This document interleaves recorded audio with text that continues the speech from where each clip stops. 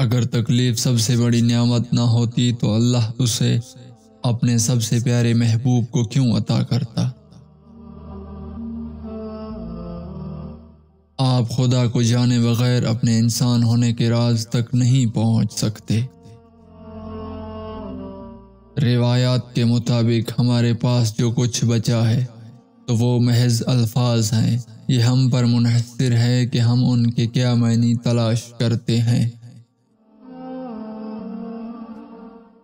کسی کو غلط اتنا ہی کہو جتنا خود کو سچا کر سکو۔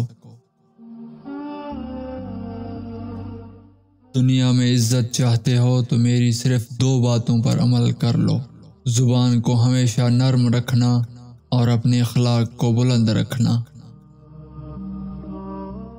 لوگوں کی باتوں میں آنا چھوڑ دیں، کیونکہ عزت اور رزق اللہ تعالیٰ ہی دیتا ہے۔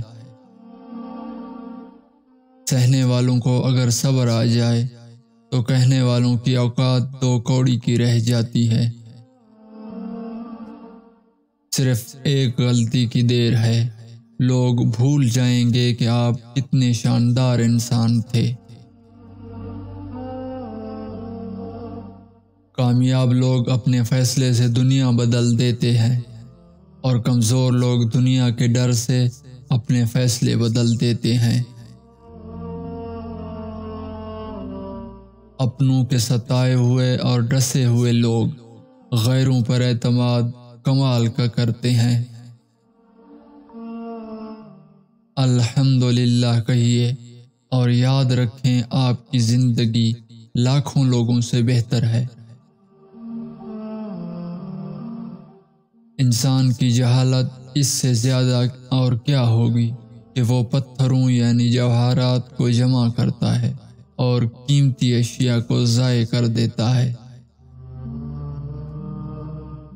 میں وہ شخص نہیں ہوں جو صرف یہ کہہ کر مطمئن ہو جائے کہ فلاں منصف نے یہ کہا اور فلاں نے یہ نہیں کہا۔